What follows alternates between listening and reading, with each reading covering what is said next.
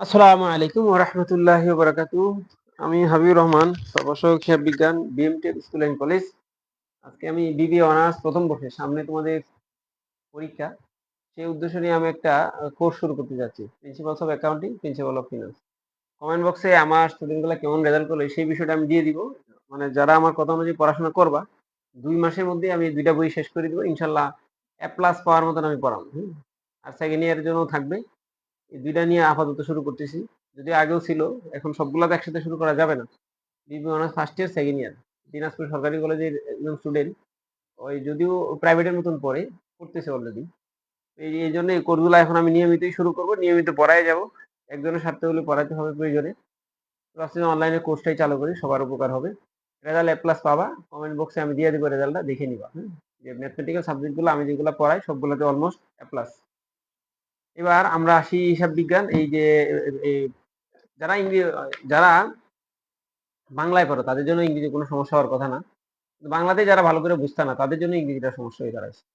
এই জন্য আমি যে দিনাজপুর সরকারি কলেজ যারা পড়াচ্ছি সে আর্টসে ছিল। আর্টসের স্টুডেন্টকে আমি সিস্টেম করতেছি যে সে অ্যাকাউন্ট, এই অনার্সে সে অ্যাকাউন্টিং এ আসছে এবং আশা করি সে ভালো করবে। কিন্তু আরেকটু সময় দিতে হবে, মাত্র শুরু হয়েছে তো, এখনো পুরাপুরি হয় নাই। এবার আমি আলোচনা শুরু করি। একদম প্রথমে কিছু আলোচনা, লম্বা আলোচনা অনেক হয়েছে। এবার আমাদের হিসাব যে 5 প্রকার এটা জানা থাকতে হবে। অ্যাকর্ডিং টু মডার্ন সিস্টেম, আধুনিক পদ্ধতিতে হিসাব, there are 5 kinds of accounts: asset, expense, revenue, liabilities, honor security। হ্যাঁ, অ্যাসেট, এক্সপেন্স, সময় দিতে হবে। অন্যতম কথা হলো সময় দিতে হবে। যারা অতিরিক্ত অস্থির, মানে অল্প সময় তো নিতে পারবা না, সময় দিতে হবে। 1 ঘন্টা যদি ক্লাসটা দেখো অবশ্যই তোমার উপকার হবে। ক্লাস শেষে তুমি কমেন্টস করে যাবে যে উপকার হইলো কি হয় না। কথাগুলো শুনতে হবে। একদম প্রথম আলোচনা। শুরুর আলোচনা অনেকদিন হয়েছে, এই জন্য শুরুর আলোচনা খুব বেশি করবো না, সামারি বলে অঙ্কতে চলে আসবে। কোনো ঘটনা লেনদেন কিনা সেটা আগে বুঝতে হবে। ট্রানজেকশন মানে লেনদেন, এটা বুঝতে হবে। আমি যা যা বলে এটি মনে রাখতে হবে। কোনো ঘটনা লেনদেন কিনা, কোনো কিছুর পরিবর্তন হলে সেটা ঘটনা হবে। কোনো ঘটনা লেনদেন কিনা কমপক্ষে 3টা বৈশিষ্ট্য জানা থাকতে হবে। 2টা পক্ষ, 2 বা তার বেশি পক্ষ থাকবে, অর্থের অঙ্কে পরিমাপযোগ্য হবে এবং আর্থিক অবস্থার পরিবর্তন হবে। এইগুলা যদি না হয় তাহলে কোনো ঘটনা লেনদেন হবে না। সেজন্য বলা হয় সব ধরনের ঘটনা লেনদেন নয়, কিন্তু সব ধরনের লেনদেনই ঘটনা। তাহলে আমাদের হিসাবে এই সমস্ত বিষয়গুলো আলোচনা হবে হিসাব বিজ্ঞানে। মূলত হিসাব হলো 5 প্রকার। এই 5 প্রকার হিসাবটার নাম জানার পরে ডেবিট হলো হিসাবের বাম সাইড, ক্রেডিট হলো হিসাবের ডান সাইড, এবং অ্যাসেট কাকে বলে সেই সংজ্ঞাটা আগে একটু জানা উচিত। যেসব উপাদান ভবিষ্যতে ব্যবহার করা যাবে, মুনাফা অর্জন করবে, ব্যবসায়ী পরিচালনা সহায়ক হবে, দায় পরিশোধের ক্ষমতা রাখে, সেগুলো হচ্ছে অ্যাসেট। এক্সপেন্স হলে সম্পদের যে অংশ বুক করা হয়ে গেছে, যার থেকে ভবিষ্যতে আর কোনো সুবিধা পাওয়া যাবে না, সেটার নাম হলো এক্সপেন্স। আর রেভিনিউ হলো যে প্রক্রিয়ার সম্পদ বাড়ে, দায় কমে, সেটার নাম হলো রেভিনিউ। লাইবিলিটিস হলো কোম্পানির মালিকের অ্যাসেটের উপর, কোম্পানির সম্পদের উপর অন্য পক্ষের যে দাবি, সেটার নাম হলো লাইবিলিটি। তৃতীয় পক্ষের দাবি, থার্ড পার্টি লাইবিলিটিস, কোম্পানি অ্যাসেটের উপর ক্লেম যদি থাকে। অনার সিকিউরিটি হলো মালিক যে পরিমাণ কোম্পানিতে পাওনা আছে, দাবিদার আছে, সেটা হলো অনার সিকিউরিটি, মালিকানা সত্ত্ব। মালিক যে পরিমাণ টাকা পায় সবটুকু মালিকানা সত্ত্ব। মালিক সরাসরি যেটা ইনভেস্ট করে সেটার নাম হলো ক্যাপিটাল। মালিক যেটা কোম্পানিতে উত্তোলন করে সেটা হলো ড্রয়িংস বা উইথড্রয়াল। তাহলে অ্যাসেট এক্সপেন্স যদি বাড়ে আবার ডেবিট হবে, ইনক্রিজে ডেবিট আর ডিক্রিজে credit. Revenue, liabilities, owner security ডিক্রিজে ডেবিট, ইনক্রিজে ক্রেডিট। আর অ্যাসেট, এক্সপেন্স এই দুইটা নর্মাল যে ব্যালেন্স সেটা হচ্ছে ডেবিট জের। আর রেভিনিউ, লাইবিলিটিস, অনার সিকিউরিটির নর্মাল জের হলো ক্রেডিট জের। ক্রেডিটটা আবার ডিক্রিজ হলে, ইনক্রিজ হলে আবার ক্রেডিট হয়, ডিক্রিজ হলে ডেবিট হয়। আর যে দুইটা ডেবিট ছিল সেই দুইটা যদি ইনক্রিজ হয় তাহলে আবার ডেবিট হবে, ডিক্রিজ হলে ক্রেডিট হবে। এই ছিল হিসাব 5 প্রকার, মোটামুটি সামারি সংজ্ঞা বলা হলো। জার্নাল পারলে লেজার পারা যায়, জাবেদা আগে পারলে খতিয়ান আমরা করতে পারো। খতিয়ান থেকে ট্রায়াল ব্যালেন্স হবে, দেন ইনকাম স্টেটমেন্ট, অ্যাডজাস্টিং এন্ট্রি হবে, ক্লোজিং এন্ট্রি, রিভার্সিং এন্ট্রি। এইসব বিষয়গুলো পারলে আশা করি পারবা। জার্নাল যে দেওয়া হয় মূলত 2টা পদ্ধতিতে জাবেদা দেওয়া হয়। জার্নাল দেওয়ার পদ্ধতি আমরা ইন্টারমিডিয়েট এবং 9-10 যে কোর্সে জার্নালগুলো দিছি, পেরিয়ডিক ইনভেন্টরি সিস্টেম, একটা কালান্তিক মজুদ পদ্ধতি আর একটা পারপিচুয়াল ইনভেন্টরি সিস্টেম। তো কালান্তিক আমরা এতদিন করে আসছি যে একটা স্টকের পরিমাণ বছর শেষে একটা নির্দিষ্ট সময় শেষে জানা যায়, কিন্তু পারপিচুয়াল ইনভেন্টরি সিস্টেমে দৈনন্দিন নিত্য মজুদ পরিমাণে পণ্যের পরিমাণ জানা যায়। আমরা নর্মাল পারপিচুয়াল ইনভেন্টরিতে এখন যাব না, এটা একটু পরে দেখবো, যেটা একদম বেসিক আলোচনা শুরুর দিক দিয়ে, প্রথম দিক দিয়ে। সাধারণত জার্নালগুলো হয় সেই জার্নালগুলো করবো, 9-10 এর সাথে যেগুলো মিল আছে সেই জাবেদাগুলো আজকে করবো। তো আমাদের আগে অবশ্যই জাবেদা পারতে হবে। জাবেদা পারলে খতিয়ান পারবা, খতিয়ান পারলে রেওয়ামিলটা করা সম্ভব। সবগুলা প্রক্রিয়া আমি একটু দেখাবো। এবং এই যে আরেকটা জিনিস মনে রাখতে হবে, অ্যাকাউন্টিং যে পুরা বইটার মধ্যে কিছু বিষয় নিয়ে আলোচনা হবে, সেই আলোচনার জন্য এই শব্দগুলো একটু মিনিং জানা থাকতে হবে। যেমন অ্যাকাউন্ট হিসেবে সেলস, সেলস আমরা সবাই বুঝি, সেলস মানে বিক্রয়, বিক্রি করলে আয় হয়, সেই জন্য ক্রেডিট হয়। সেলস রিটার্ন করলে কি হয়? সেলস রিটার্ন হলো বিক্রয়ের উল্টা। হিসাব যে পাঁচটা, পাঁচটার আবার কি বিপরীত হিসাব আছে, পাঁচটার আবার কি আছে? বিপরীত হিসাব আছে। সেলস হলো ডেবিট, সেলস হলো ক্রেডিট, কারণ সেলস করলে আয় হয়, সেই জন্য ক্রেডিট হয়। সেলস রিটার্ন যদি হয় তাহলে কি হয়? সেলস রিটার্ন হলে, সেলস যদি রিটার্ন হয় তাহলে কি হবে? সেলস রিটার্ন হলে বিক্রয় ফেরত, বিক্রয় ফেরতের কারণে আয় কমে, আয় কমলে ডেবিট। বিষয়টা ক্লিয়ার? তো সেলস এবং সেলস রিটার্ন মিনিং আমরা আশা করি বুঝে গেলাম। এখন সেলস আরেকটা আছে পারচেজ। পারচেজ হলো ক্রয়, ক্রয় করলে ব্যয় হয়। আর পারচেজ রিটার্ন হবে ক্রেডিট, কারণ ক্রয় ফেরত দিলে কি হয়? ব্যয় হ্রাস পায়, ব্যয় হ্রাস পেলে ক্রেডিট হবে। আশা করি বিষয়টা পারচেজ এবং purchase return, sales, sales return বিষয়গুলো বুঝে গেলাম। এবার আমরা যে পারচেজ যে করি, পারচেজ হলো যদি আমরা গুডস পারচেজ করি, GOODS, গুডস। এই গুডস মানে পণ্য, প্রোডাক্ট। এই পারচেজ গুডস হলে, এই পারচেজ গুডস যদি হয় তাহলে পারচেজ ডেবিট হবে আর ক্যাশ ক্রেডিট। পারচেজটা কয়ভাবে হইতে পারে? একটা প্রশ্ন হইতে পারে। যেমন কি পারচেজ গুডস, পারচেজ যদি হয় তাহলে পারচেজ আমরা ডেবিট করব, ভালো কথা। ক্রেডিট কি কি করব? ক্যাশ ক্রেডিট করব যদি নগদে টাকা দেই, এবং চেক দ্বারা যদি টাকা পরিশোধ করলে তাহলে ব্যাংক ক্রেডিট করব, ব্যাংক কমে গেল। এবং যদি বাকি রাখি তাহলে অ্যাকাউন্টস পেয়েবল। এই যে অ্যাকাউন্টস পেয়েবল শব্দটা আসছে, এটা মিনিং জানতে হবে। বাকিতে কারো কাছ থেকে যদি আমি কিছু ক্রয় করি তাহলে সেই লোকটা আমার কাছে টাকা পাবে, সেই লোকটাকে আমি বলবো পাওনাদার। পাওনাদার মানে যে আমার কাছে টাকা পাবে। অ্যাকাউন্টস পেয়েবল মানে কি? পাওনাদার, যে টাকা পাবে। আর যদি আমি নোটের মাধ্যমে দিই, নোটে সাইন করি, by signing A note payable, তাহলে হবে নোট পেয়েবল ক্রেডিট। তাহলে ডেবিট হলো কয়টা? একটা। ক্রেডিট হলো কয়টা? তিনটা। মনে থাকবো চারটা ক্রেডিট হয়েছে, চারটা কি হয়েছে? ক্রেডিট হয়েছে। কারণ পারচেজ করি তো কয়েকভাবে পারচেজ করি, নগদে করতে পারি, বাকিতে করতে পারি, কিছু অংশ নগদে, কিছু অংশ চেকে, কিছু অংশ নোটে, বিভিন্ন ভাবে করতে পারি। এবার প্রশ্ন হলো পারচেজ কি কি করি? পারচেজ মূলত চার ধরনের জিনিস পারচেজ করি। কয় ধরনের? একটা আছে গুডস। গুডস মানে পণ্য। পণ্য হলো আমরা কিনবো, বিক্রি করার উদ্দেশ্যে কিনি। কি করার উদ্দেশ্যে? বিক্রি করার উদ্দেশ্যে কিনি। পণ্য আমরা কিনি বিক্রি করার উদ্দেশ্যে। পণ্য কিনবো বিক্রি করার উদ্দেশ্যে। তাহলে পণ্য, পণ্য মিনিংটা হলো যেটা আমরা বিক্রি করে দিব, আমরা নিজেরা ব্যবহার করব না। সম্পদ আমরা নিজেরা ব্যবহার করব। সম্পদ আর পণ্যের মধ্যে একটা পার্থক্য আশা করি বুঝে গেছি। এবার অফিস সংক্রান্ত যে আমি যে খাতার মধ্যে লিখতেছি, এই যে কলম, সেগুলো হচ্ছে অফিস সাপ্লাইজ, এগুলারে বলা হয় মনিহারি। তাহলে এটার নাম হলো সাপ্লাইজ। সাপ্লাইজকে অ্যাসেট হিসেবে গণ্য করা হয়, আর মনিহারিকে ব্যয় হিসেবে গণ্য করা হয়। এই সংক্রান্ত বিষয়গুলো সাপ্লাইজ। কম্পিউটার কিনলে অফিস ইকুইপমেন্ট। আর যদি অন্যান্য কোনো অ্যাসেট হয়, যেমন ল্যান্ড কিনলাম, ল্যান্ড এন্ড বিল্ডিং, তাহলে ল্যান্ড এন্ড বিল্ডিং ডেবিট হবে, নিজস্ব নামে ডেবিট ক্রেডিট হবে। পার্সেস শব্দটা একমাত্র গুডস হলে বলা যাবে। আশা করি বিষয়টা ক্লিয়ার নাকি? পার্সেস কি করি? সাপ্লাইজ পার্সেস করি। সাপ্লাইজ হইতে পারে, অফিস ইকুইপমেন্ট হইতে পারে। কিন্তু অফিস ইকুইপমেন্ট পার্সেস করলে পার্সেস অফিস ইকুইপমেন্ট লেখা যাবে না। কি লিখতে হবে? শুধু অফিস ইকুইপমেন্ট লিখতে হবে, পার্সেস শব্দটা ইউজ করা যাবে না। আর যদি ল্যান্ড এন্ড বিল্ডিং কিনি তাহলে তাদের নিজস্ব নামে কি হবে? ল্যান্ড এন্ড বিল্ডিং হবে। ল্যান্ড কিনলে ল্যান্ড ডেবিট হবে, এটাও ডেবিট হবে, এটাও ডেবিট হবে। পার্সেস গুডস করলে গুডস বলা যাবে না, শুধু পার্সেস ডেবিট হবে। এই হলো আমাদের টোটাল পার্সেসের ক্যাটাগরি। তো পার্সেস করলে যদি ডেবিট হয়, সেলস করলে ক্রেডিট হবে। সেলটাও সেম ভাবে হইতে পারে। সেল করলে আমি কিছু টাকা নগদ পাইতে পারি, কিছু টাকা বাকি থাকবে। যেমন আমি যদি নগদ টাকা পাই সেল করি, তাহলে কি হবে? ক্যাশ ডেবিট হবে, ক্যাশ ডেবিট। যদি ব্যাংকের মাধ্যমে টাকা পাই তাহলে ব্যাংক ডেবিট হবে। আর যদি বাকিতে হয় তাহলে অ্যাকাউন্ট রিসিভেবল কি হবে? ডেবিট হবে। অ্যাকাউন্ট রিসিভেবল হলো বাকিতে যদি সার্ভিস প্রোভাইড করি অথবা বাকিতে কোনো কিছু ক্রেডিট সেল করি, বাকিতে সেল করলে, বাকিতে সার্ভিস দিলে অ্যাকাউন্ট রিসিভেবল হবে। আমি যার কাছে টাকা পাবো সে হলো অ্যাকাউন্ট রিসিভেবল, মনে রাখতে হবে। আর হলো যদি নোটে সাইন হয় তাহলে অ্যাকাউন্ট রিসিভেবল কি হবে? ডেবিট হবে। অর্থাৎ চারটা ডেবিট। আর সবগুলা যোগ করলে একসাথে কি করবো? Sales credit. তাহলে account receivable, sales, purchase discount, purchase sales discount, আনুষঙ্গিক অনেকগুলা বিষয় আছে। স্যালারিজ এক্সপেন্স, অ্যাডভার্টাইজিং এক্সপেন্স, আয় ব্যয়, বিভিন্ন শব্দের নামগুলা দেখতে হবে। আমি এই বিষয়গুলো অনেকদিন ধরে আলোচনা করতেছি। আজকে খুব বেশি আলোচনা না করে আমি করব কি, জাবেদা করাবো, জার্নাল করাবো। আসি তাহলে জার্নালের দিকে। দুই চারটা জার্নাল যদি অর্থ সহকারে, ব্যাখ্যা সহকারে করো বা বুঝো, তাহলে তোমার জাবেদা নিয়ে যদি সমস্যা না হয়, তাহলে পুরো অঙ্ক, হিসাব বিজ্ঞানের ভাষা যা আছে সব তুমি বুঝে যাবা, সমস্যাই হবে না। যাদের চেয়ে অঙ্ক পারবা কোনো টেনশন থাকবে না, কিন্তু হিসাব বিজ্ঞানের যে ভাষাগুলো এটি একটু বুঝতে হবে। সব জিনিসে তো একটা হিসাব বিজ্ঞানের যে বইটা পড়াটা লিখছে নির্দিষ্ট কতগুলো শব্দ আছে ওটির সাহায্যে লেখা হয়েছে।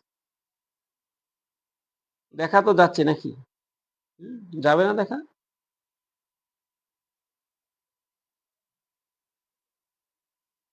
আরেকটু ছোট্ট করি, হ্যাঁ, এতটুকু রাখি।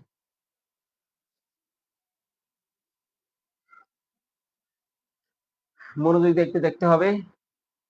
বলা হলো কি, লাকি বিগান আরম্ভ করেছিল business a real estate agent. Real এস্টেটের একটা এজেন্ট বিজনেস শুরু করে। During a short period the following transaction are completed by him. During a short period অল্প সময় চলাকালীন সময়ে তার কর্তৃক যে নিম্নিত লেনদেন সংঘটিত হয় সেগুলো নিচে উল্লেখ করা হলো। প্রথমে কি করলো? ইনভেস্টমেন্ট। ইনভেস্টমেন্ট 11,20,000 টাকা in cash and office equipment having 25,000 টাকা fair value of the fair value in the agency. এজেন্সির মধ্যে অফিস ইকুইপমেন্টের আমি পড়াইতেছি না এখন। তারপরে দাদা দোকান আমি পড়াবো কিন্তু বলো বলো, আমি আবার লাইভে আসছি।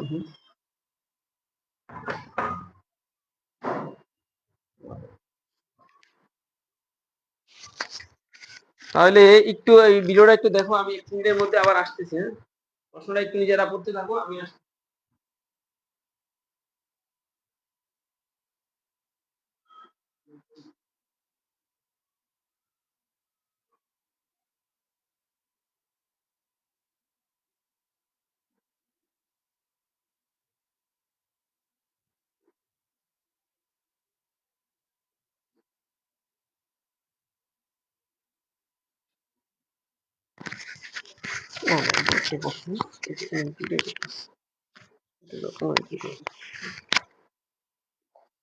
আবার আসলাম, ঠিক আছে। তাহলে আমার আলোচনা ছিল কি, প্রশ্নটা ইনভেস্টমেন্ট।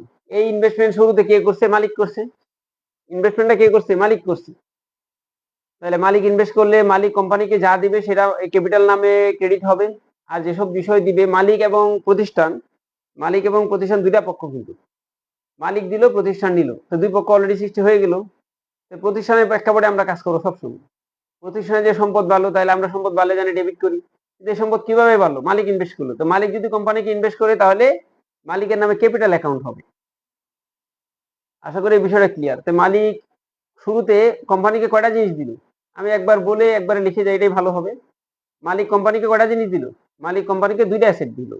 একটা হলো ক্যাশ দিছে, আর একটা হলো কি? অফিস ইকুইপমেন্ট দিছে। আমরা এই জাবাদা in the books of the লাকির আমরা জার্নাল লিখবো, যেহেতু একবারে প্রথম দিন। তাহলে আমরা কি করবো, একটু যে গড়টা কিভাবে করতে হবে, জার্নালের গড়টা কিভাবে করবা সেটাও একটু দেখাই দেবো। হ্যাঁ, প্রথমে কোম্পানির নাম লিখবা। ইন দা বুকস অফ কি লিখবা? Lucky. In the in the books of in the books of Lucky, বা শুধু লিখতে হবে in the books of in the books of Lucky লিখবা। এরপরে জেনারেল জার্নাল লিখবা। General journal.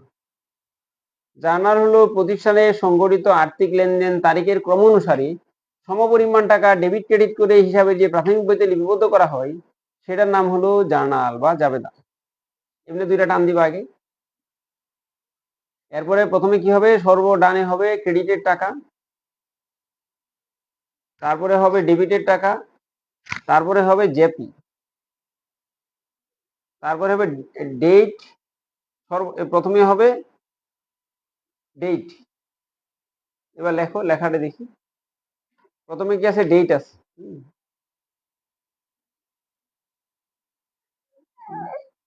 আমি লিখতেছি অ্যাকাউন্টস টাইটেল। অ্যাকাউন্ট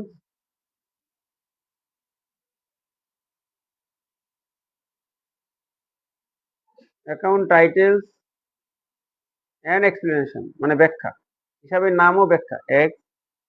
এক্সপ্লেনেশন, নাম না শব্দ করে এই জায়গায় লিখবা রেফারেন্স, রেফারেন্স নাম্বার। একটা হলো ডেবিট টাকা, আর একটা হলো ক্রেডিট টাকা। ডেবিট হলো হিসাবের বাম পাশ, ক্রেডিট হলো হিসাবের ডান পাশ। ডেবিট টাকা, ক্রেডিট টাকা। আশা করি এই যে ঘরটা এক নজর দেখো ভালো করে। কোম্পানির নাম লিখবে সবার উপরে, ব্যক্তির নাম প্রথমে, কোম্পানির নাম যাই হোক সেটা প্রথমে লিখতে হবে। লেখার পরে জেনারেল জার্নাল, যে তারিখে যে লেনদেনটা সংগঠিত হয়েছে সেটা লিখতে হবে।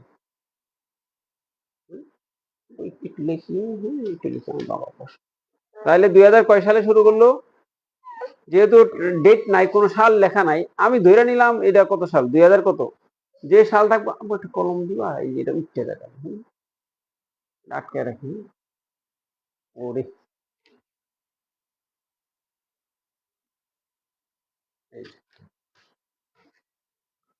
আমি ধরলাম 2000 কত সাল, 26 সাল দিলাম, জানুয়ারি দিলাম 1 তারিখ। মানে যে ডেটটা নর্মালি এমনি তারিখ লিখতে হবে, লেখার ডিজাইনটা আমি বললাম আর কি। প্রথমে সাল লিখবো, তারপরে মাস দিব, এরপরে এই জায়গায় তারিখ দিব। তো আমার ABC আকারে লিখছে ওরা, নর্মাল এটা লিখলে হবে, আমি জাস্ট বোঝার জন্য এটা দিয়ে দিলাম। তো প্রথমবারে কোম্পানি কি কি বাড়লো, ক্যাশ বাড়ছে, তাহলে ক্যাশ কি করবো, ডেবিট করবো, ক্যাশ ডেবিট। আর অফিস ইকুইপমেন্ট, অফিস ইকুইপমেন্ট যে সম্পদগুলা বাড়ছে সেগুলা কি হবে, ডেবিট হবে। অফিস ইকুইপমেন্ট তাও ডেবিট। এবং এটা কে দিছে, এই ক্যাপিটালে কে দিছে, মালিক দিছে না। তাহলে আমরা সরাসরি লাকিস ক্যাপিটাল না লিখে, ক্যাপিটাল লিখে এই যে ক্রেডিটটা একটু কি লিখবো, ডানে লিখবো, ক্যাপিটাল লিখে হাইফেন দিব, ক্যাপিটালটা কার, লাকি, সেটা লিখবো কি ক্রেডিট। তাহলে 11,20,000 টাকা ছিল ক্যাশ, আর 25,000 টাকা ছিল অফিস ইকুইপমেন্ট। টোটাল কত, 11,45,000 টাকা। 11,45,000 টাকা হলো ক্যাপিটাল। আমরা কি লিখবো এই জায়গায়, কারণে লিখবো যে business started with cash and capital, to record business started. এই লেখা খুব বেশি না, মালিকে যে ইনভেস্ট করলো এটা লিখে দিলে হবে। টু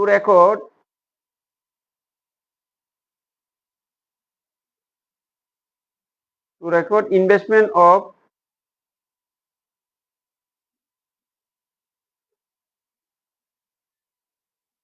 ওনার, এইভাবে কারণ ব্যাখ্যা করে দিয়ে দিতে হবে, তাহলে পরিপূর্ণ নাম্বারটা পেয়ে যাবে। বাট আমি এই ব্যাখ্যাগুলো আর দিব না, নিজেরা লিখে দিবা। টু রেকর্ড দিয়ে যে ব্যয়টা হলো, যে আয়টা হলো, যা যা হলো সংগঠিত হয়েছে, যা সেটি লিখে দিবা, ঠিক আছে।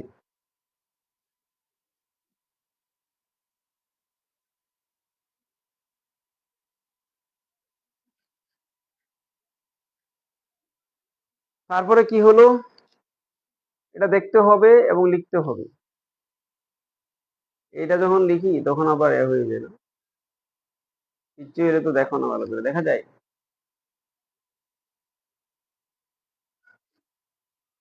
আর একটু বড় করবো। আমার মনে হয় আমি বড় করে একবার পড়ি, জানাগুলা মুখ দিয়ে একবার বলে যাই, এরপরে নিজেরা আবার প্র্যাকটিস করো, বা আমি তখন লিখলে আর বারবার এ করা লাগবে না।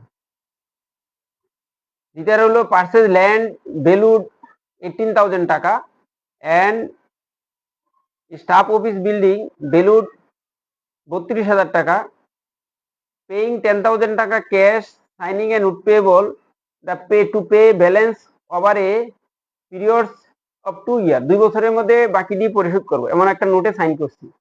ক্যাশ পরিশোধ করছি কত, 10,000 টাকা।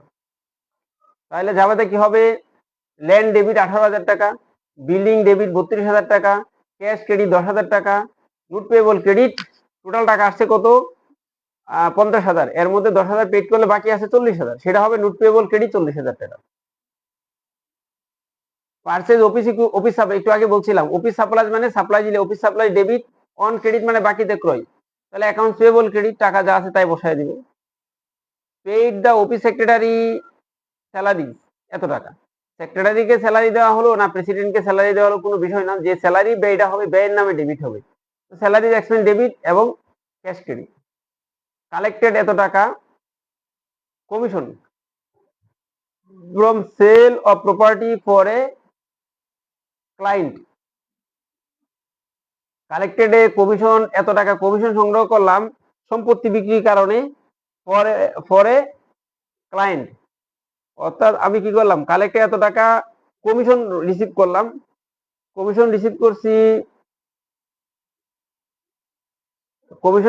সম্পত্তি বিক্রি করার জন্য কমিশন রিসিভ করলাম ক্লায়েন্টের কাছ থেকে, আমি বেচে দিলে আমাকে কমিশন দিচ্ছে, এটা আমার জন্য আয় হয়েছে।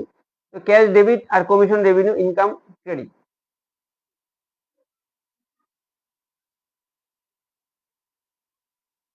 তারপরে কি ছিল, ডেবিট কেন হলো, সম্পদ বাড়লে ডেবিট হয় আর ইনকাম বাড়লে ক্রেডিট হয়।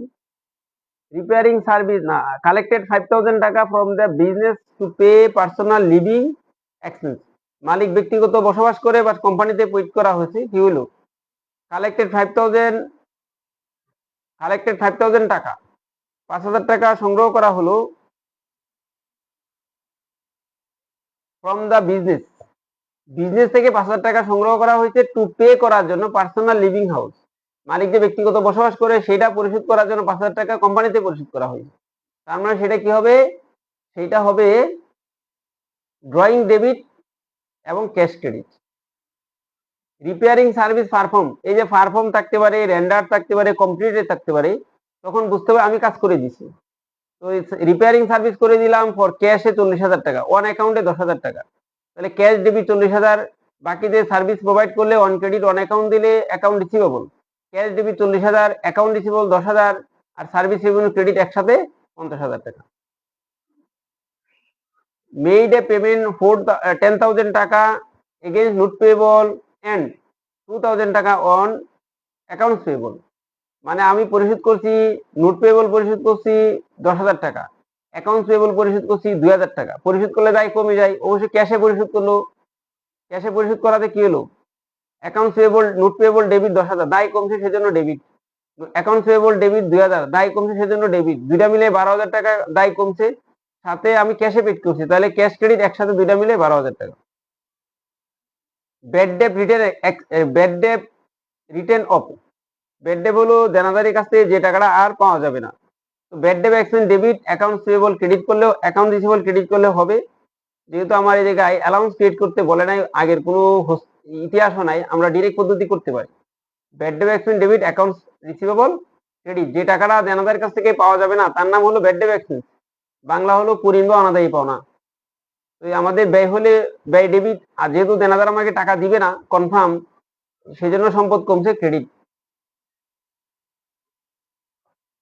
ডিসকাউন্ট অ্যালাউড, মানে ডিসকাউন্ট মঞ্জুর করা হলো, মানে আমি ডিসকাউন্ট প্রদান করছি, দেনাদারের কাছ থেকে টাকা পাওয়ার সময় অ্যাকাউন্ট রিসিভেবল থেকে টাকা সংগ্রহ করার জন্য যে ডিসকাউন্ট আমি প্রদান করি সেটার নাম হলো ডিসকাউন্ট অ্যালাউড, আমি বারটা মঞ্জুর করছি, এটার জন্য আমার এটা ব্যয়। Discount expense debit, account receivable credit.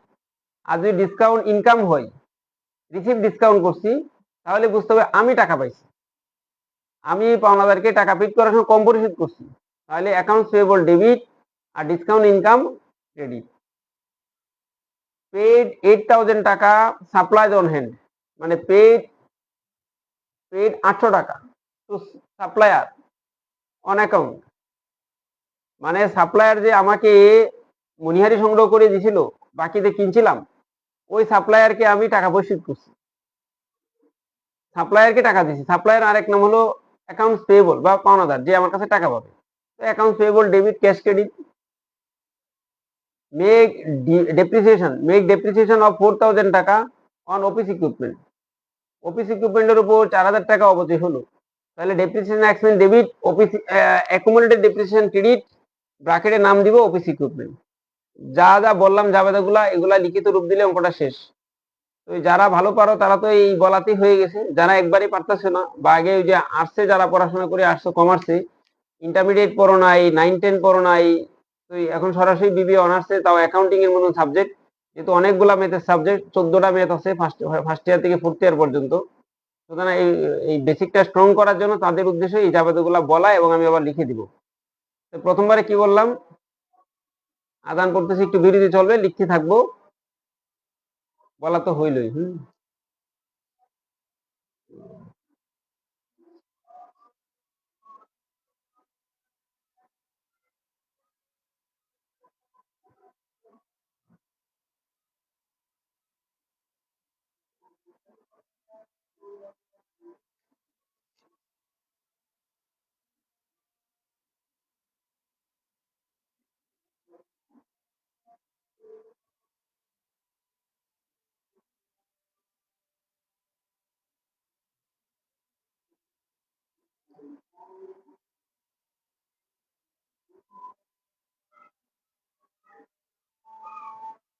সাধারণ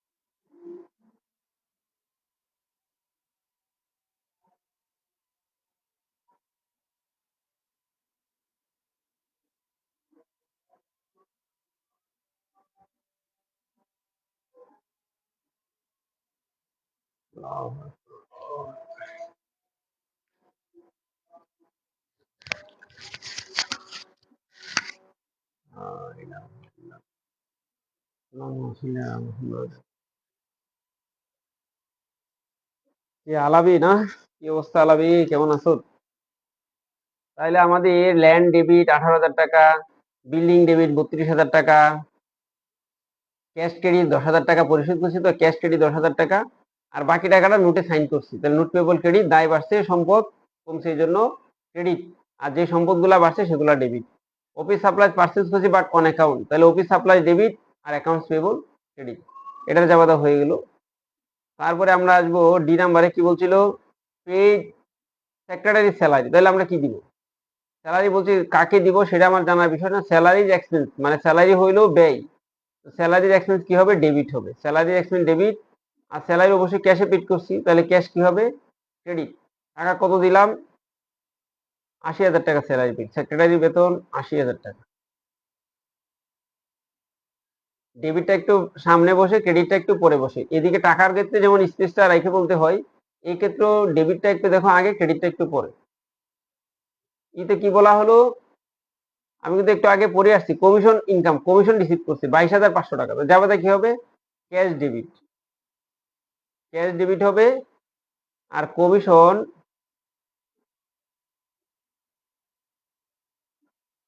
কমিশন ইনকামটা কি হবে? ক্রেডিট হবে। কত টাকা কমিশন হলো? 22,500 টাকা।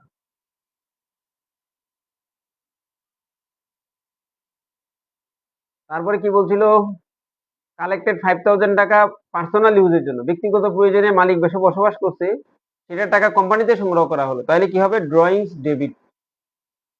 ড্রয়িংস এর আরেক নাম হলো উইথড্রয়াল, যেমনি থাকবো এমনি লিখতে হবে, উইথড্রয়াল, বানানটা দুইটাই লিখে দিই, হ্যাঁ। মালিক যদি ব্যক্তিগত কারণে কোম্পানিতে কোনো কিছু ব্যবহার করে, তাহলে উত্তোলন ডেবিট হবে, উইথড্রয়াল ডেবিট হবে, আর যেহেতু ক্যাশ সংগ্রহ করছে, তাহলে ক্যাশ কি হবে? ক্রেডিট হবে, এবং সেই টাকার পরিমাণ 5,000 টাকা।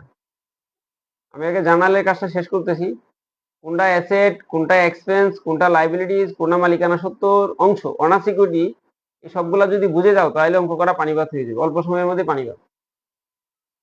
এফ এর পরে ছিল জি, রিপেয়ারিং সার্ভিস পারফর্ম, 4,000 টাকা অন অ্যাকাউন্ট, তার মানে কি? বাকিতে মানুষের কাজ করে দিছি, বাকিতে মানুষের কাজ করে দিছি, তাহলে কি হবে? কি বললো? ও, ক্যাশ 40,000 আর অন অ্যাকাউন্ট 10,000, মোট 50,000 টাকার কাজ করছে, জার্নালটা কি হবে? Cash debit. ক্যাশে কত টাকা? ক্যাশে হলো 40,000, ক্যাশ পাইছি, সম্পদ বাড়লে ডেবিট হয়, ক্যাশ ডেবিট 40,000 টাকা।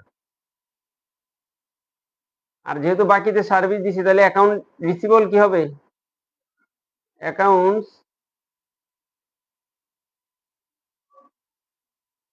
অ্যাকাউন্ট রিসিভেবল ডেবিট 10,000 টাকা। মোট ইনকামটা কত? মোট ইনকাম হলো দুইটার যোগফল। মোট ইনকাম হলো সার্ভিস রেভিনিউ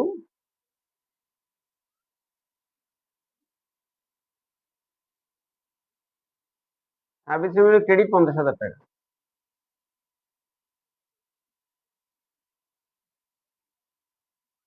আশা করি এই পর্যন্ত ক্লিয়ার, কারো সমস্যা হওয়ার কথা না। হ্যাঁ, এরপরে যাব আবার কি বললো,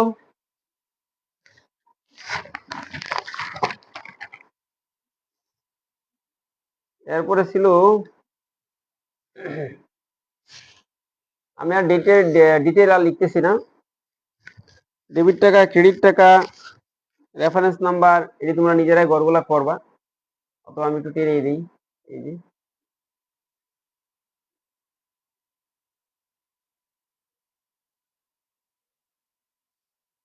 এবার গেল জি, তো চলে গেছে না। এবার হলো এইচ। এইচে কি করা হলো, মেড পেমেন্ট করলাম 10,000 টাকা নোট পেয়েবল। নোট পেয়েবলের এগেইনস্টে যদি টাকা পেড করি, আমার নোট পেয়েবলের দায় কমে যাবে। তাহলে কি হবে, নোট পেয়েবল ডেবিট। আর অ্যাকাউন্ট পেয়েবলকে টাকা পরিশোধ করছি, তার মানে পাওনাদারও কমে গেছে। পাওনাদার যদি কমে যায় তাহলে দায় কমলে তাও তো ডেবিট। আর যেহেতু ক্যাশে পরিশোধ করছে, তাহলে ক্যাশ কি হবে, সম্পদ কমে গেছে। 10,000 টাকা নোট পেয়েবল কমলে, দায় কমলে ডেবিট হয়। অ্যাকাউন্ট পেয়েবল 2,000 কমছে, সেটাও ডেবিট। আর সম্পদ কমলে ক্রেডিট হয়। সম্পদ মোট 12,000 টাকার কমছে, তাহলে ক্যাশ ক্রেডিট হবে 12,000 টাকা। কারণগুলা কোনো সমস্যাই না। Two record payment of note payable and accounts payable, একটু লিখে দিবা। এইচ এর পরে ছিল ব্যাড ডেট এক্সচেঞ্জ ডেবিট।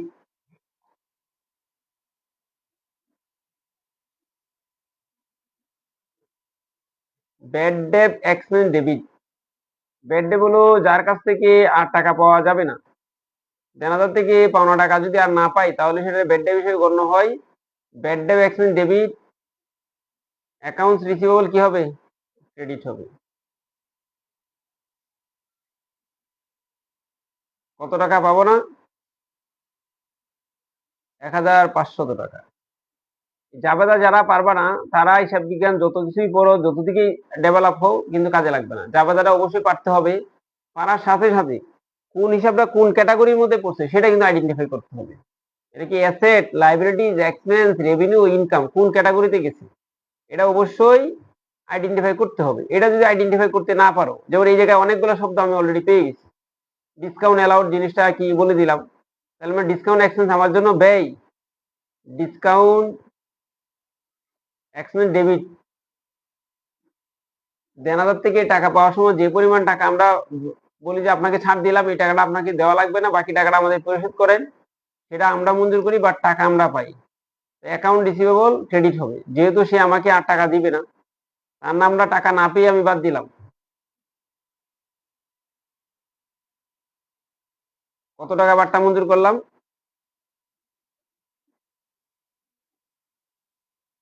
বাট্টা মঞ্জুর করছি 375 টাকা।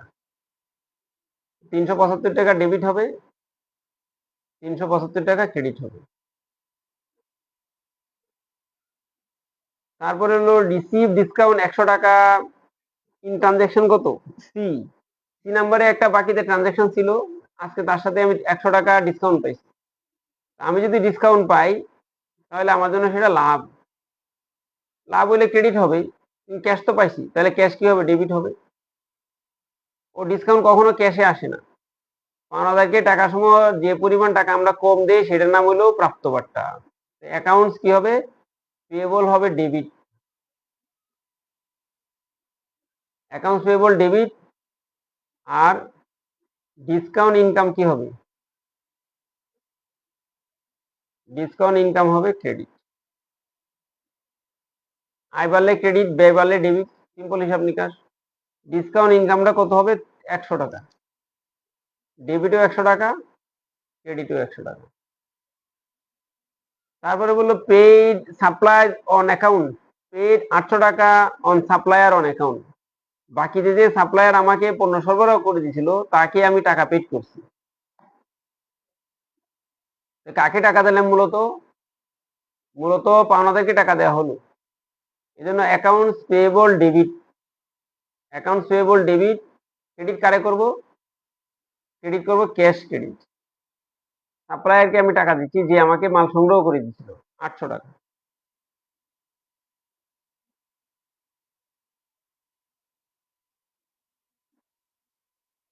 সর্বশেষ মেড ডেপ্রিসিয়েশন অফ 4000 টাকা অফিস ইকুইপমেন্ট, তাহলে কি লিখবো,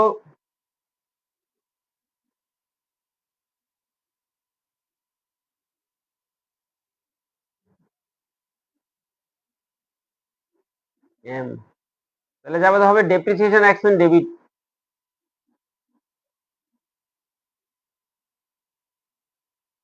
ডেপ্রিসিয়েশন এক্সপেন্স ডেবিট। আর অ্যাকুমুলেটেড ডেপ্রিসিয়েশন কি হবে,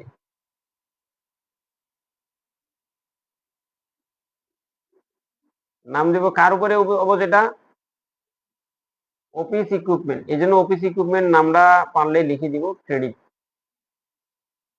4000 টাকা। তাহলে ডেপ্রিসিয়েশন এক্সপেন্স ডেবিট ব্যয় বাড়ছে, আর অফিস ইকুইপমেন্ট যে অ্যাকুমুলেটেড ডেপ্রিসিয়েশন সেটা হলো বিপরীত সম্পদ, সেজন্য সেটা ক্রেডিট। সম্পদ যদি ডেবিট হয় বিপরীত সম্পদ কি হবে, ক্রেডিট হবে। সবগুলা টাকা লিখে যোগ করে দিবা, সবার শেষে এমনি টান দিবা। যোগ করলে টাকাটা হলো 13,29,225 টাকা, 13,29,225 টাকা, 13,29,225 টাকা। এই ছিল জার্নাল, এই ছিল জাবেদার ফাংশন। এই জাবেদা থেকে আমি চাচ্ছি যে তোমাদের এর একসাথে জাবেদা থেকে কি করার জন্য খতিয়ান কিভাবে করতে হয় সেটা সহ দেখবে একসাথে। জাবেদা থেকে খতিয়ান হবে, যেহেতু প্রাইমারি লেভেল শিখতেছো, জাবেদা যারা পারবা বুঝে শুনে যেদিকে যাও এই 5টার মধ্যে পড়তে হবে, এই 5টা ক্যাটাগরির মধ্যে পড়তে হবে, asset, expense, revenue, liabilities, owner security. এই বিষয়গুলো যদি বুঝে যাও তাহলে অঙ্ক করা সহজ হয়ে যাবে। এই জায়গায় আমাদের এখন দেখতে হবে, যেহেতু আমি আগে একদম বিগিনিং প্রসেস, একদম শুরু থেকে আমরা আসছি, সেজন্য দেখবো ভিন্ন ভিন্ন কি কি নাম আছে টোটাল। ক্যাশের ঘর একটা হবে, অ্যাকাউন্টস হিসাব করতে হবে একটা টিচক অনুযায়ী, আর একটা হলো বোথ সাইড ওই চলমান জেট। আমরা চলমান জেটটা বেশি করব, টিচক চাইলে ওটাও দেখাবো। ক্যাশের নাম একটা ঘর হবে, অফিস ইকুইপমেন্ট একটা, ক্যাপিটাল একটা, 3টা ঘর অলরেডি পেয়ে গেছি। ল্যান্ড একটা, বিল্ডিং একটা, আরো 2টা পেয়ে গেছি। একটা, 2টা, 3টা, 4টা, 5টা পেয়ে গেছি। রুট পেবল একটা, 5টা, 6টা পেয়ে গেছি। সাপ্লাই 7টা, অ্যাকাউন্টস পেবল 7টা, 8টা। সাপ্লাই এক্সপেন্স 8টা, একটা 9টা। স্যালারি এক্সপেন্স 9টা পাইছি। কমিশন রেভিনিউ 10টা পাইছি। ড্রয়িং 10টা, 11টা পাইছি। অ্যাকাউন্ট রিসিভেবল 11টা, 12টা। সার্ভিস রেভিনিউ 13টা পাইছি। কারণ নোট পেবল মনে হয় গড় হয়েছে আগেই, একবার গড় হইলে আর গড় হবে না। নোট পেবল গড় অলরেডি হয়েছে, অ্যাকাউন্ট রিসিভেবল হয়েছে 13টা গড় অলরেডি হয়েছে। ব্যাড ডেপ হয় না 13টা, 14টা। ডিসকাউন্ট এক্সপেন্স 14-15টা। ডিসকাউন্ট ইনকাম 15-16টা। ডেপ্রিসিয়েশন 17টা। অ্যাকুমুলেটেড ডেপ্রিসিয়েশন 18টার মতন গড় হতে যাচ্ছে। কম বেশি একটু হইতে পারে। আগে গড় করার সিস্টেম, এত বড় অঙ্ক কোনোদিন থাকবে না। সিস্টেমটা শেখার জন্য বেসিকটা তো ডেভেলপ করতে হবে। এই বেসিকটা ডেভেলপ করার জন্য জার্নালগুলো একটু শিখতে হবে।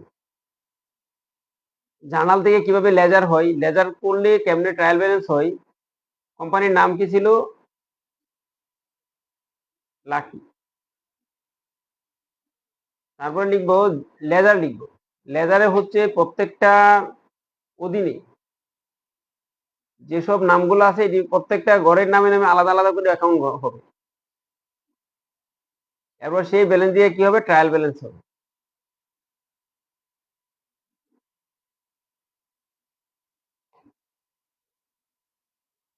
প্রথমে হলো লাকি, লিখবো LEDGER, এই লেজার। প্রথমে কার অ্যাকাউন্ট করব, ক্যাশের ঘর। ক্যাশটা সবসময় বড় হয় মনে রাখবা, ক্যাশের ঘর করবো আমরা, চলমানের ঘরটা করবো। এদিক থেকে ধরেই লম্বা একটু প্রথম ঘরটা একটু বড় করে টান দিতে চেষ্টা করো, ওই যাচ্ছে তুমি। এই যে ক্যাশটা অবশ্যই একটু বড় হবে, ক্যাশের জন্য একটু বেশি ইয়া রাখো, স্পেস রাখো। বাকি 3টা করে টান দিবা। পরীক্ষা তো এতগুলা লেজার একসাথে করতে হবে, আসবে না, বেশি আইটেম নাই, এই জন্য আরেকটা টান আরেকটা করে, এরপর 3টা করে টান দিবা। আশা করি ক্লিয়ার। এই পাশে কি হবে, তারিখ হবে, ডান পাশে কি হবে, তারিখ হবে। এই নিচ থেকে ধরে এই পর্যন্ত টান দিবা, এই ঘরটা ফাঁকা রাখবা, এই যে তারিখ। আর একদম সর্বডানে কি হবে, একদম সর্বডানে এদিক দিয়ে হবে 2টা টাকার ঘর কি এক করে দাও।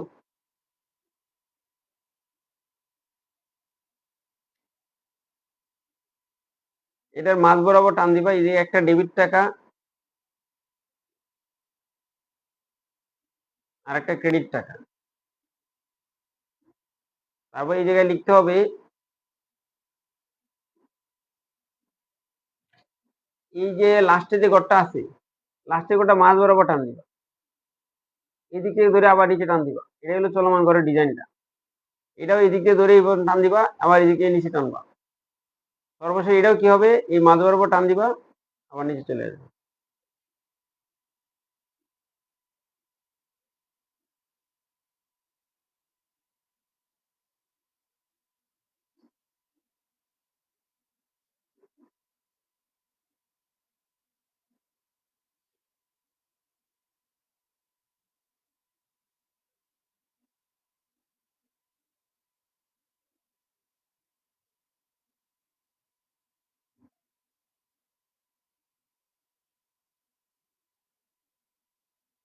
জার্নাল ফলিও লিখতে হবে।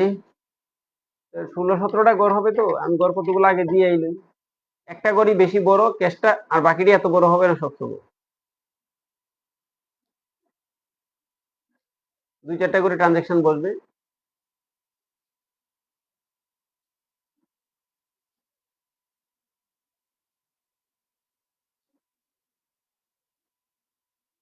এক পিসে নর্মালি 4টা করে ঘর করতে পারবা। দেখা যাচ্ছে কিনা সবটুকু, না একটু ছোট করে দিন। ক্লিয়ার? এবার হলো এই একটু টান দাও।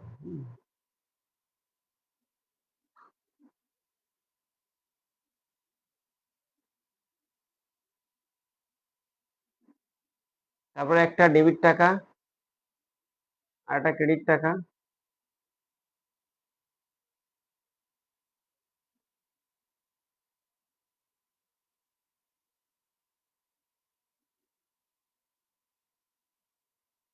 এদিকে দিবা তারিখ।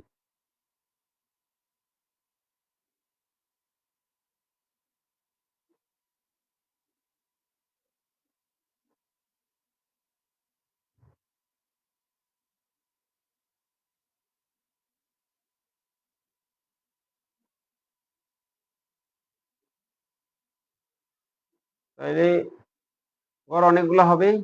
অলরেডি 4টা 3টা 7টা ঘর হয়েছে, আর 4টা করি। নিজেরা সবটি করবো, আমি কতক্ষণ করে অফ করে দিব।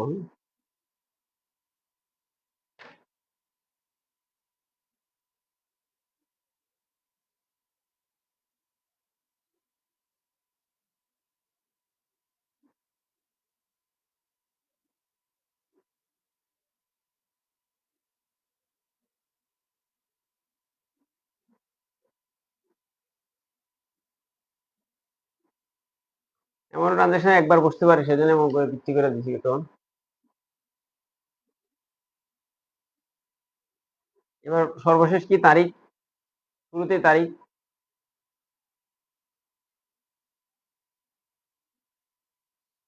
তারিখের পরে লিখবো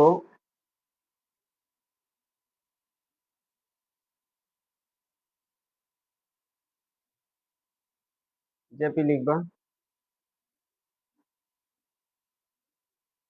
তারপরে একটা ডেবিট টাকা, এটা কি ক্রেডিট টাকা।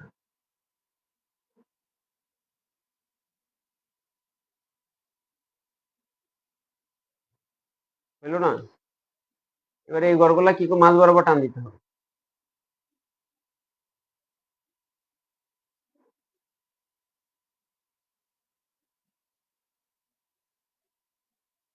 এই ঘরগুলা এই মাঝ থেকে আবার নিচ পর্যন্ত টান দিবা।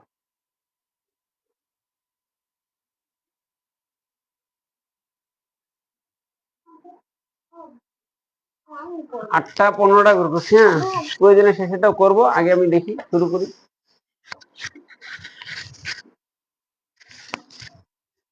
প্রথম থেকে শুরু করি, ক্যাশের নাম দিয়ে শুরু করি। আগে ক্যাশের নাম তো দেওয়া আছে অলরেডি।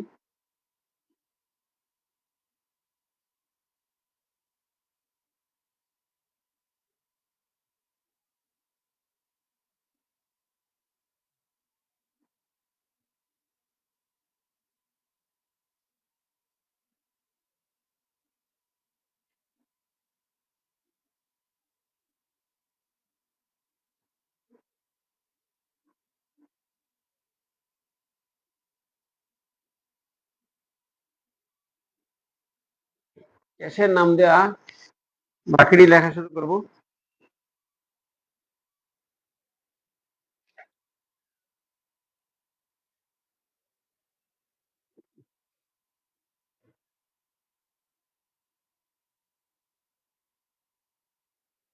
অ্যাকাউন্ট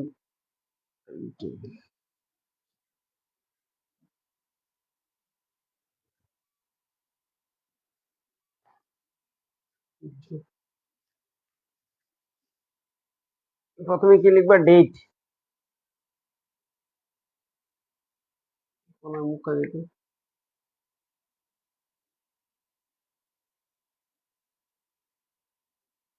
ডেট লিখবো, ডেটের পরে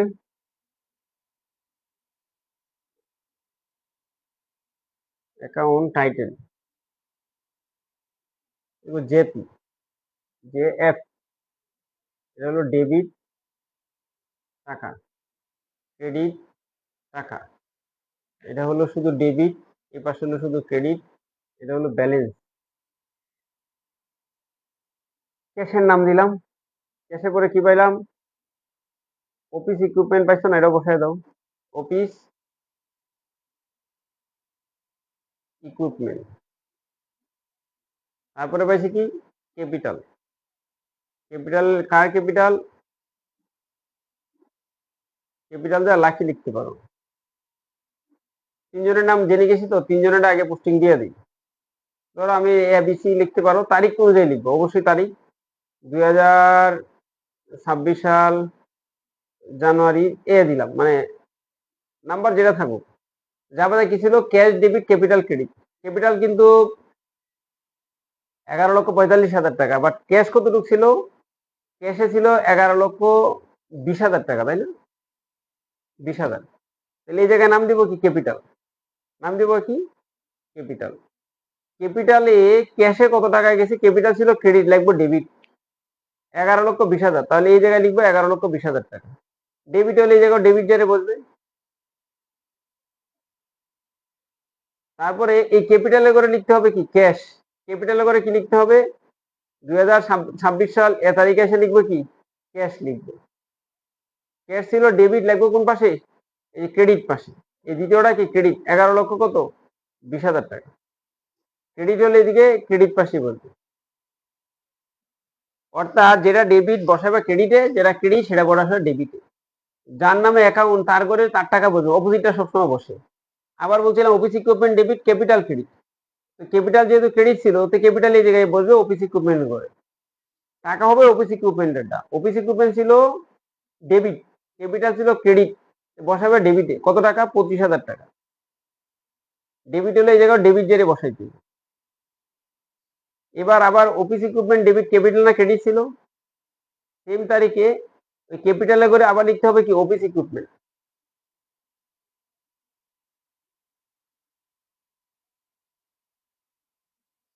অফিস ইকুইপমেন্ট ছিল ডেবিট, বসাবো কই? ক্রেডিটে। কয় টাকা? 25,000 টাকা।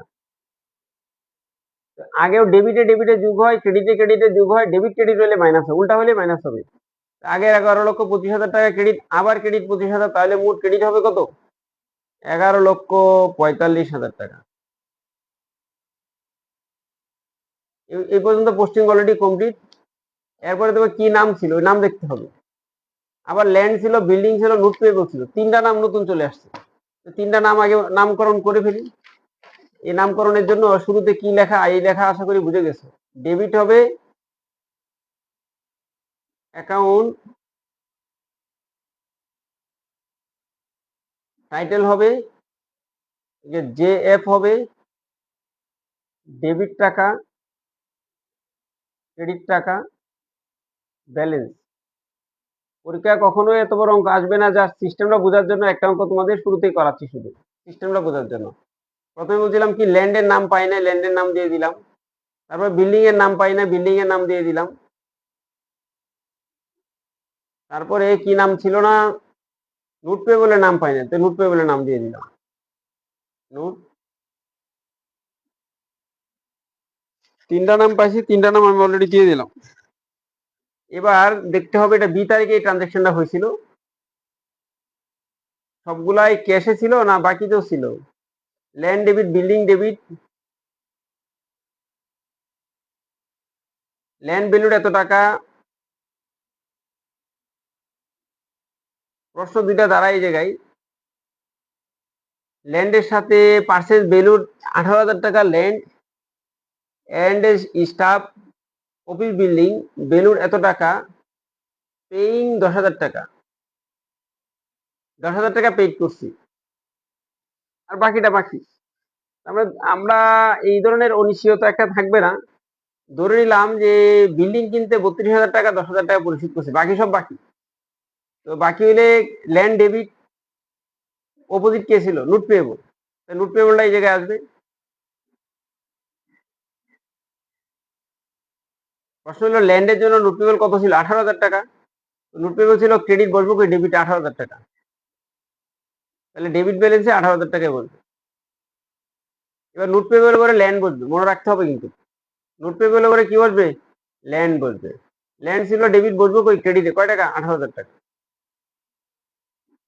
আশা করি একটু ক্লিয়ার।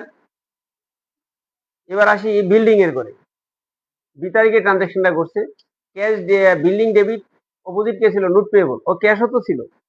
ক্যাশ কয় টাকা, ক্যাশ সর্বোচ্চ 10,000 টাকা দেওয়ার সুযোগ আছে। ক্যাশ ছিল ক্রেডিট, লিখবো 10,000 টাকা। এটা ক্রেডিট হলে ব্যালেন্সে কি হবে, ডেবিটই বসবে। ক্যাশ ছিল ক্রেডিট, বসাইছি ডেবিটে। But cash debit, building debit ছিল 32,000, তো 32,000 টাকা যে আসবে, ক্যাশ ক্রেডিট ছিল 10,000, ক্যাশ বসাইলাম। বাকিটা ছিল কি, নোট পেয়েবল। এই বাকিটা নোট পেয়েবল করে আসবে এই জায়গায়, নোট পেয়েবল নামে আসবে। কোন নামে, নোট পেয়েবল। অর্থাৎ আমি ধরে নিলাম বিল্ডিং এর 32,000-এর মধ্যে বিল্ডিং এর 10,000 টাকা ক্যাশে পরিশোধ করছি, বাকি টাকাটা এখনো বাকি আছে 22,000 টাকা।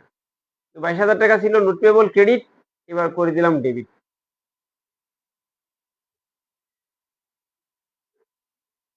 32,000-এর মধ্যে এই বিল্ডিং 32,000 হয়ে গেল। এবার নোট পেয়েবল করে এই বিল্ডিং আবার যাবে, কি হবে, বিল্ডিং হবে, বিল্ডিং ছিল ডেবিট, বসবে ক্রেডিটে, কয় টাকা,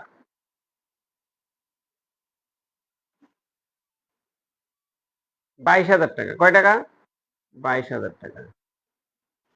এই জায়গায় আগে 18,000 টাকা বসাই নাই। 18,000 আগে থেকে ক্রেডিট, নতুন করে আবার আটলো ক্রেডিটে 22,000 টাকা, মোট ক্রেডিট কত, 40,000 টাকা। সিস্টেমটা কিন্তু মনে রাখতে হবে, সিস্টেমটা মনে রাখতে হবে। আমাদের সি নাম্বার, বি নাম্বার পর্যন্ত পোস্টিং সব দিকে দিয়ে দিলাম। এবার আসি অফিস সাপ্লাইজ এবং অ্যাকাউন্টস পেয়েবল। অফিস সাপ্লাইজের নামটাও নাই, অ্যাকাউন্টস পেয়েবলের নামটা নাই, দুইটা নাম আসছে নতুন। দুইটা নাম আবার লিখি, অ্যাকাউন্টস পেয়েবল,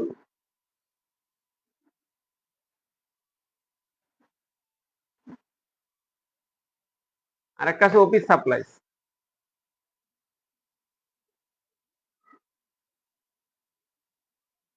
মূলত কি, যতগুলা নাম হবে সবগুলা নামের জন্য গড়টা আগে করে দিবা, এতগুলা থাকবে না, কোনোদিনও থাকবে না। সিস্টেমটা বোঝার জন্য আমি ধাপে ধাপে একসাথে না গাইয়ে ধাপে ধাপে আগাচ্ছি। অফিস সাপ্লাই ছিল ডেবিট আর অ্যাকাউন্টস পেয়েবল ছিল ক্রেডিট। অফিস সাপ্লাইজের করে কি লিখবা, আমরা এখন আছি কত নাম্বারে, এ বি সি নাম্বারে আছি না, সি লিখবো। অফিস ইকুইপমেন্ট করে অ্যাকাউন্টস পেয়েবল হবে। অ্যাকাউন্টস পেয়েবল কে আমরা এপি দ্বারা লিখতেও কিন্তু পারবো। অ্যাকাউন্টস পেয়েবল ছিল কয় টাকা, 7,750 টাকা। অ্যাকাউন্টস পেয়েবল ছিল ক্রেডিট, লিখবো ডেবিটে, 7,750। ডেবিট হলে ডেবিট জেরে বসে, এটা হলো ডেবিট, এটা হলো ক্রেডিট, এটা হলো ব্যালেন্স, এটা হলো ক্রেডিট টাকা, এটা হলো ডেবিট টাকা, এটা হলো জেপি, জেএফ, অ্যাকাউন্ট টাইটেল, এদিকে হলো ডেট,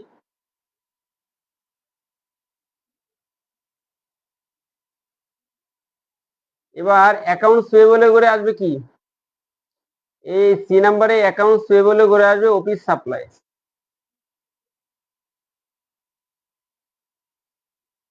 অফিস সাপ্লাই ছিল ডেবিট, বলবো ক্রেডিট 7,750 টাকা। এটা ক্রেডিট হলেও এইদিকেও ক্রেডিট জেরই বলছে 7,750 টাকা। আশা করি একটু ক্লিয়ার, তাই না? এবার ডি নাম্বারে কি ট্রানজাকশন ছিল সেটা একটু দেখতে হবে। ডি নাম্বারে ট্রানজাকশন ছিল salaries expense debit cash credit. তাহলে আমাদের স্যালারির নামটা পাই নাই, নতুন নাম পাইছি কি স্যালারিজ এক্সপেন্স। তো স্যালারি এক্সপেন্সের নাম দিয়ে দিই। স্যালারি এক্সপেন্সে হবে স্যালারি এক্সপেন্স ডেবিট ক্যাশ ছিল ক্রেডিট, ক্যাশ ছিল ক্রেডিট, ক্যাশ এই জায়গায় লিখবো। এটা ডি নাম্বার ট্রানজাকশন, ক্যাশ ছিল ক্রেডিট, লিখবো ডেবিটে 80,000 টাকা ছিল, কিন্তু ডেবিট হলে ডেবিট জেরে বসে। আমি সবগুলো হেডিং এবার লিখতেছি, নিজেরা একটু মনে করো। এবার ক্যাশের করে আবার স্যালারি যাবে, তো স্যালারি ছিল কি, স্যালারি ছিল ডি নাম্বারে আসবে জায়গায়, স্যালারি ছিল ডেবিট, স্যালারি অ্যাকশন ছিল ডেবিট। এবার বসবো কোন পাশে, ক্রেডিট পাশে। কয় টাকা বসবে, 80,000 টাকা বসবে। তো 11,20,000 থেকে 80,000 বাদ দিলে কত হবে, যেহেতু এটা ডেবিট এটা বসছে ক্রেডিট, উল্টা তাহলে মাইনাস করেও লিখতে হবে। 20,000 বাদ দিলে 60,000, 60,000 বাদ দিলে 10 লক্ষ কত হবে, 10,40,000 টাকা হবে। ক্যাশের করে 10,40,000, দুই জায়গায় পোস্টিং হয়ে গেছে। এবার পরবর্তীটা আবার দেখবো কি কি নাম আছে আমাদের, সবগুলো নাম একসাথে দিলে ঝামেলা লাগবে, এই জন্য আমি ধাপে ধাপে সবগুলো লিখে যাচ্ছি। Cash debit, commission income credit. Commission নামে কোনো গড় আমি এখনো করি নাই, কমিশনের গড়টা করে দিই।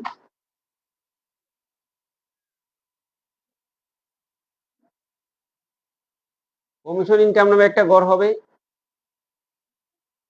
কমিশন ইনকামের ক্যাশ বসছিল, এটা কত, E number. Cash debit commission income credit, cash ছিল ডেবিট, ক্যাশ এখন লিখবো কোন পাশে, ক্রেডিট পাশে, 22,500 টাকা। ক্রেডিট হলে জেরের ঘরেও ক্রেডিট পাশে বসে 22,000 কত, 500 টাকায় বসবে। এবার ক্যাশের ঘরে কমিশন ইনকামটা লিখতে হবে। কমিশন ইনকাম ছিল ক্রেডিট, কত নাম্বার, ই। কমিশন ইনকাম ছিল ক্রেডিট। এবার লিখবো কোন পাশে, ক্রেডিট হলে ডেবিট পাশে লিখতে হবে 22,000 কত, 500 টাকা। 10,40,000 এটা ডেবিট, এটা তো ডেবিট, ডেবিট ডেবিট যোগ হয়, তাহলে কত হবে, 10,62,500 টাকা হবে। 10,62,500 টাকা হবে। এবার ইর পরে আসবো কোনটাতে, ই তো গেছি, F, drawing debit cash credit. Drawings এর নামে কোনো গড় করি না, তাই ড্রয়িংস এর নামে একটা গড় দিয়ে দিই। এর নাম কি দিয়ে দেবো, ড্রয়িংস বা উইথড্রল। ড্রয়িংস ছিল ডেবিট, ক্যাশ ছিল ক্রেডিট, এটা ছিল এফ, ই এফ। কি দিব, ক্যাশ, ক্যাশ ছিল ক্রেডিট, বসবো ডেবিটে 5,000 টাকা ছিল। তাহলে ডেবিটে হলে ডেবিট জেরে বসে 5,000 টাকা বসাবে জায়গায়। আর কোন জায়গায় আসবে, ওই ক্যাশের ঘরে ড্রয়িংসটা আবার যাবে। ড্রয়িং ছিল ডেবিট, বসাবো ক্রেডিট পাশে। এফ এর ঘরে লিখতে হবে এই জায়গায় ড্রয়িংস লিখতে হবে। ছিল ড্রয়িং ডেবিট, লিখবো কই, ক্রেডিট পাশে। আগেরটা ডেবিট, এবার ক্রেডিট, তাহলে কি হবে, টাকা মাইনাস হবে। 11,63,000 থেকে 11,62,000 থেকে 5,000 চলে গেলে 10,62,000 থেকে 5,000 চলে গেলে 10,57,500 টাকা হবে। আশা করি এটাও ক্লিয়ার। এটা যদি ক্লিয়ার হয়, তারপরে কি আছে আমাদের, ড্রয়িংস এর কাজ তো করছি না, ড্রয়িং তো করেই ফেলছি আগে। এবার আসি, আবার ক্যাশ আছে, এই যে ক্যাশের ঘর অলরেডি আছে। অ্যাকাউন্ট রিসিভেবল ঘর এখনো হয় না, এই মাত্র প্রথম হবে। অ্যাকাউন্ট রিসিভেবল হবে, সার্ভিস আরো 2টা ঘর হবে নতুন করে। টাকাটি কত আমি একটু বসায় নিই, 40, 10